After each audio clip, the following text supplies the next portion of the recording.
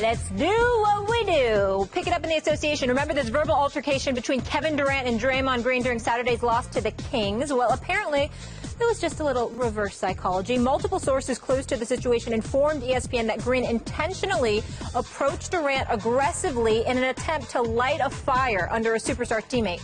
In speaking with the media on Tuesday, Green was asked what led to the confrontation with KD. Listen up. Nothing in general. It was actually a tactic. But that's for us for us to know and everyone else to figure out. But everybody who makes a big deal out of it probably are losers. So that's how I view it. Anyone who knows anything about winning know that that's going to happen. It just is what it is. Like I said, if you got to hide something from one of your teammates and you can't say something to somebody, then you're in a bad situation. And me personally, I don't want to be in that situation. If you're on a team where you can't talk, where there's moments and you need to yell at each other, maybe that yelling is to get each other going. You're a loser if you make a big deal out of it, Max, but we got to do it anyway. Like, love, or hate Green trying to fire up KD? I like it. I don't love it or hate it. I like it. I like it because there's a vacuum there. He's the motivator on the team. I'm going to get to that in a second, but there is a vacuum. Okay. Before I get to the vacuum, let me say that there are teams throughout history where that motivator, that enforcer of the kind of culture of the team is not the best player. Bill Laimbeer, or even a guy who's really good but on a stacked team like Singletary, right, for the Bears. That guy can be the enforcer of the culture. He can be the vocal one. He can be the motivator. And that's what Draymond Green is for the Warriors. But Draymond Green's not only that. Draymond Green's also the leader of the team. And that's okay, too. He's a very good player. He's good enough to be the leader of some teams. But the issue with Golden State, when you really think about it, how could they possibly lose even last year to LeBron and the Cavs? How might they lose this year, if that's even possible, if you can imagine that? It's that that character I just described is not one of the best two players on the team. He's not even LeBron and Wade that first year in Miami had some problems because LeBron was the best player, but Wade was the leader. Even that dynamic caused some problems, or maybe even OKC. Durant's the best player, but Westbrook's the leader. But here, neither Steph nor Durant is that guy. It's not even Clay. It's Draymond Green, who at best is the fourth best player on the team. And that speaks to a weakness of the team, I think, to tell you the truth. So I don't hate it because Draymond is filling the vacuum. And because players of his caliber have been that guy on teams who've won championships. But he's more than just the motivator or the enforcer of the culture. He's also the de facto leader because the best two guys, I don't think, are. It's a simple answer to this question. If you want the Golden State Warriors to win, you absolutely positively love what Draymond Green did and what he said. If you don't want them to win, you hate it because what you saw Draymond Green doing with Kevin Durant is why Kevin Durant's about to win an NBA championship. That's why. Because what you have is somebody who is qualified to get in his face and demand from him the greatness that we all know is inside of him. Nobody on OKC was in a position to do that. Russell Westbrook, as great as he is, was still a head case in terms of youth. So as a result, even though he was the alpha male in terms of his competitive fervor, that old school competitive fervor that Paul Pierce swears only him and DeMarcus Cousins has in today's NBA game, compare that to whatever you see everywhere else. It's just non-existent. It's one of those situations where you're Kevin Durant. I'm going to say this again. I don't care where you go in the world. Outside of LeBron James, you can't find another player better than Kevin Durant. And some could argue as a talent, Kevin Durant is like the Aaron Rodgers to LeBron James, Tom Brady. So when you look at it from that perspective, you have to think about what Draymond Green is doing here. Draymond Green is no scrub. Draymond Green, you brought up Bill Laimbeer. You know what made them so valuable? You know why they were able to be leaders? Because they were willing to do the dirty work you weren't willing to do. It's not about talent sometimes when it comes to leadership. It's about what are you willing to do to elevate us to the promised land? What sacrifices are you willing to make, all in the interest of winning?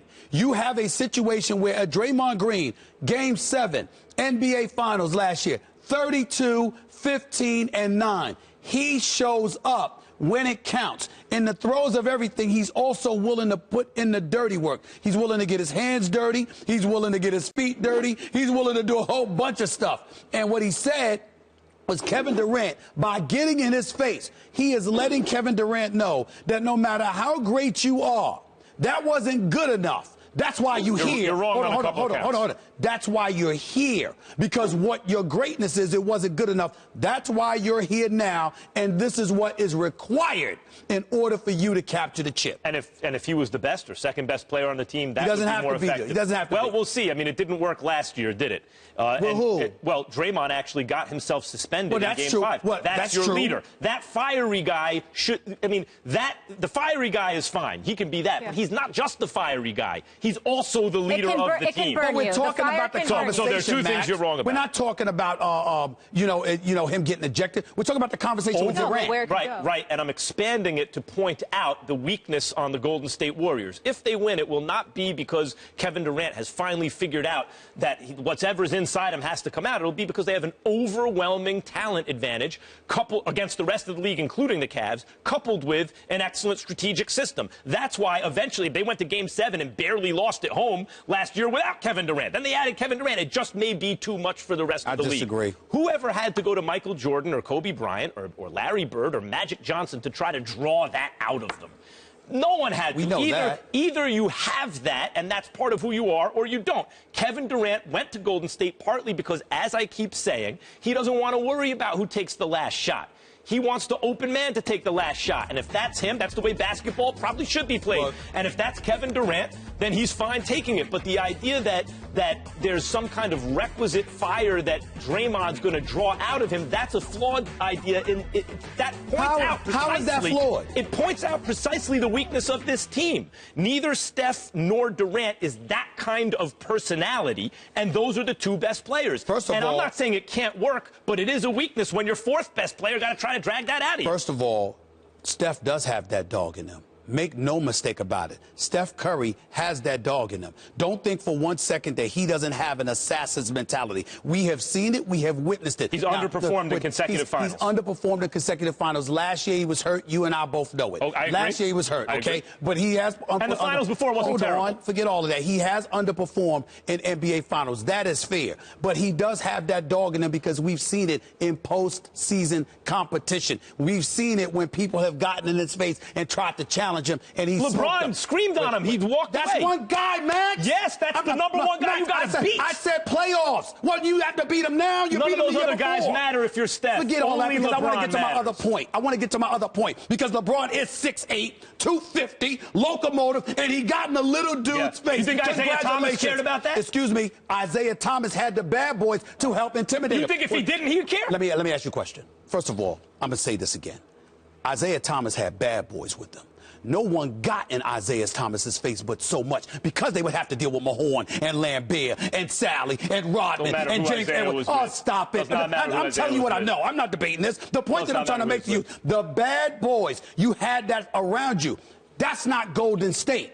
All you have is Draymond. And what Draymond is saying to Kevin Durant is, this ain't about your skill because we know what you can do. It's about you having that little dog inside of you. But either you got it or you don't. No one can talk you into that. No, wait a minute. When Kevin Durant being 6'11", with a 7'6" wingspan, who can pull up from 30, who's got a handle, who can average 30 in his sleep, you might not have to be the rough rider, but you do have to have that little something inside of you at the moment it's called for. Now, he says, quietly, not publicly, he said, hard for me to do with Russell Westbrook. Draymond is like, you don't have that excuse now. We don't want to hear that. That's what I'm saying. By the way, which is why you should love it. No, that's why you should love it. Because Draymond is doing what he has to do. That's the appropriate thing for him to do. That's why I like it. But I don't love it because it points out a larger issue with Golden State. If that wasn't the issue with Golden State even before Durant, they'd have won last year. They have the greatest half-court offense in the history of basketball by far, and they couldn't score a basket in the last 4.5 minutes at home in Game 7. But that's the point. And now they got Durant. He's the same kind of guy. I'm trying to answer your question. But it wasn't a question. The point is it's Game 7. Without that, They were in Game 7 of a back-to-back NBA Finals appearance. So if that's all the difference is, and a conversation that may be uncomfortable with Kevin Durant is all it takes, you can't sit there and say that might be a bad thing. No, I'm not. I like it. I'm not saying I like it. There's more we want to get to, guys.